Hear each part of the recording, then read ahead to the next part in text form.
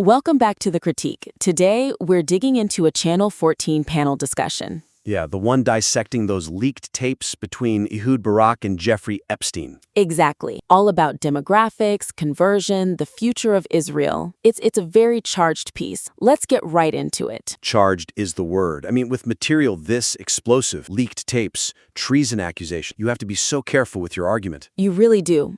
And that brings us right to our first point, the bridge. The bridge. The discussion builds this really powerful emotional response to the audio. You can feel it, but it misses a huge opportunity to logically connect Barak's actual words.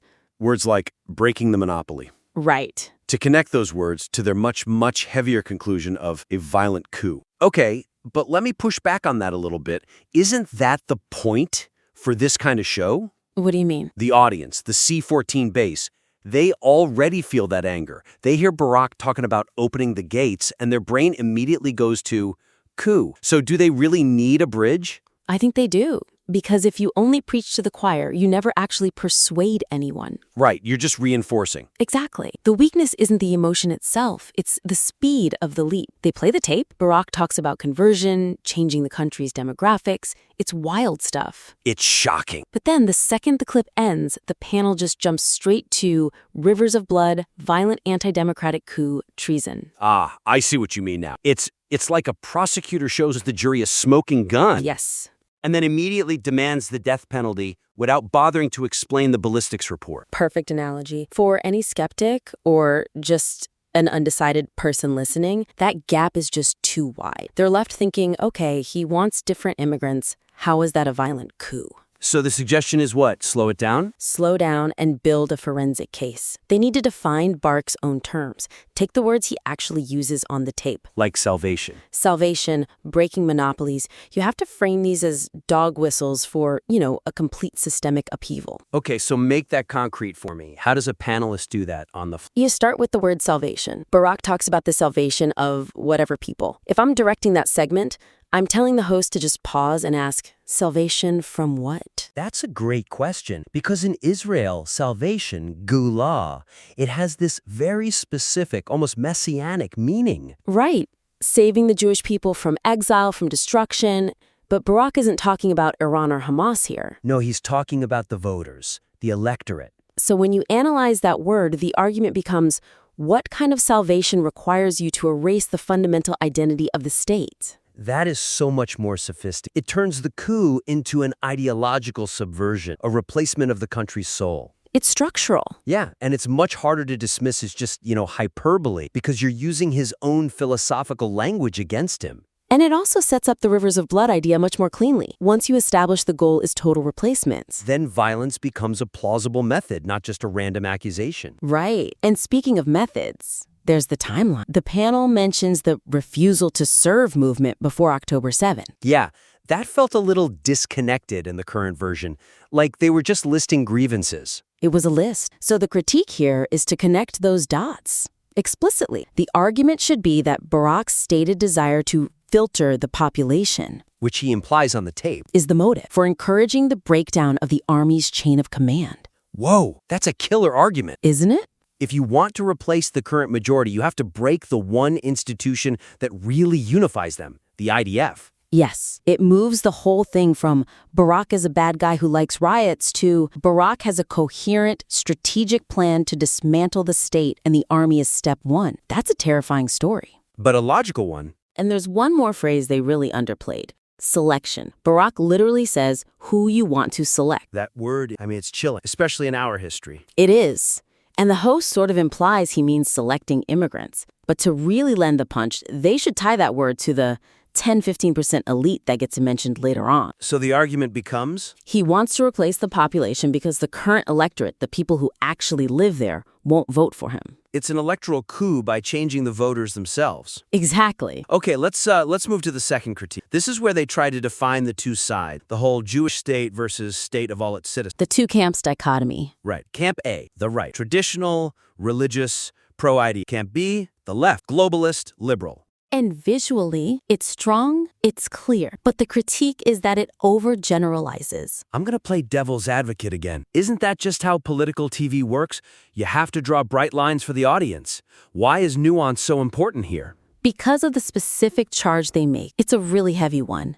Which one? They claim the liberal camp abandoned soldiers in the field, that they want opening fire instructions that get troops killed. That is a massive accusation. It's essentially accusing them of treason, of aiding the enemy. And when you throw a grenade that big without tying it directly to the tape, it just sounds like you're mudslinging. It sounds like slander. A skeptic just tunes out. They think, oh, come on, they're just exaggerating. Nobody wants their own soldiers to die.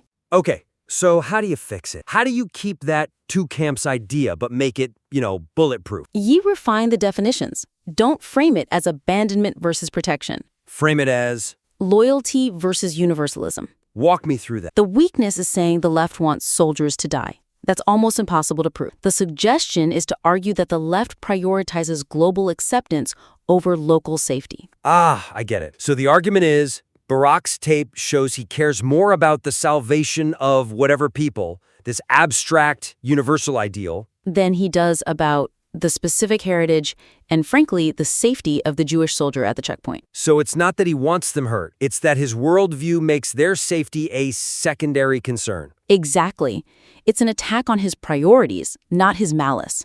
And that is a much, much harder argument to refute. It also ties in perfectly with that globalist label they're already using. And this brings up a really interesting angle they touch on, the sucker narrative. The Freyer in Hebrew, Jerry mentions it. The second Israel, the Mizrahim, feeling left out. Right, but they can take it so much deeper. The argument should be that the state of all its citizens model makes the traditionalist soldier feel like a mercenary. A mercenary? Yeah, think about it. If the state has no specific Jewish identity, if it's just a generic democracy, then what is that soldier fighting for? He's not fighting for his home, his ancestors. He's just a security guard for an elite that, if you listen to that tape, seems to despise him.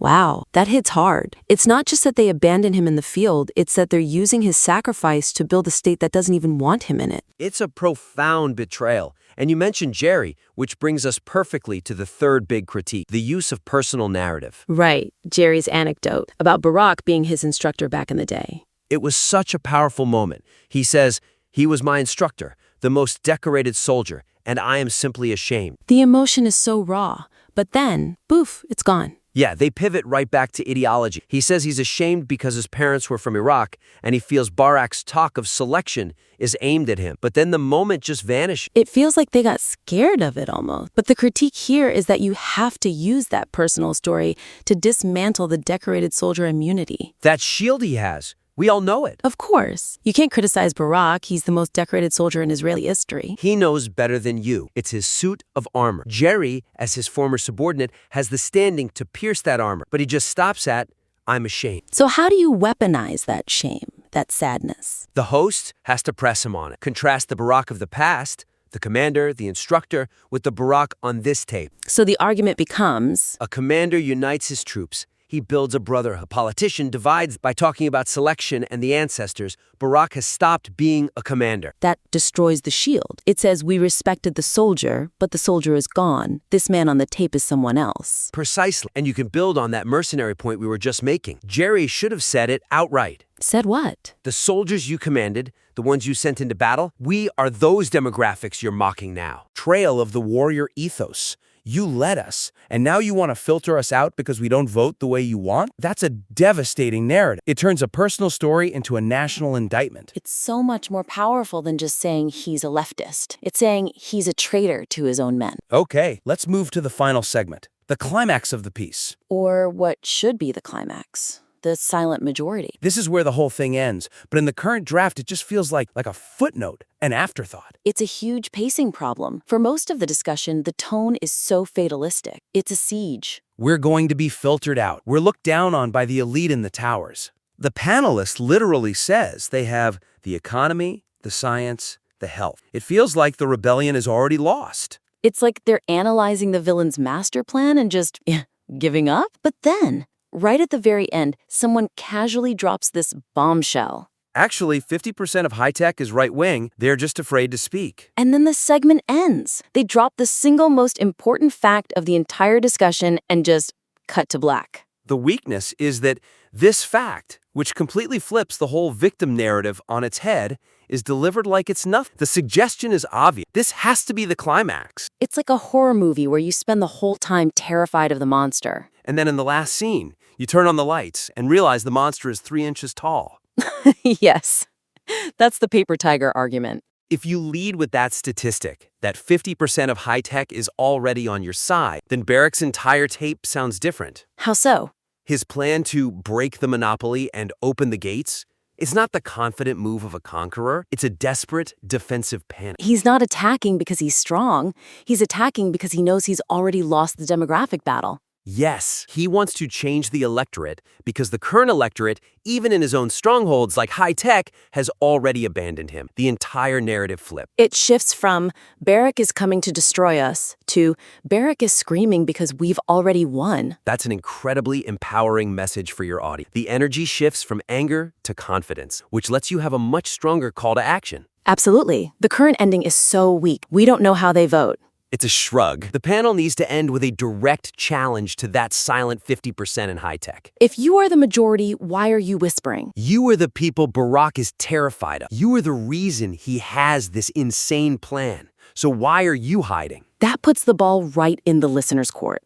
It turns the silent majority from a passive victim into the protagonist of the entire story. It demands they take action. It completes the whole arc. You start with the threat on the tape, analyze the betrayal through Jerry, expose the enemy's weakness with the paper tiger, and then you call the hero to action. It turns a simple panel discussion into a manifesto. Okay, so let's just quickly recap the 4 big levers here. First, the bridge. Don't just play the tape and yell coup. Do the forensic work. Use his words, salvation, selection, to prove the intent. Make the logic as loud as the emotion. Second, the definition. Sharpen the 2 camps. Forget abandoning soldiers. Focus on the real conflict. Loyalty to the nation versus a kind of abstract universalism. Third, the betrayal. Use Jerry's story as a political weapon, not just a sad anecdote. Use it to strip Barak of his military immunity by framing him as a commander who betrayed his own troops. And finally, the climax. Flip the script.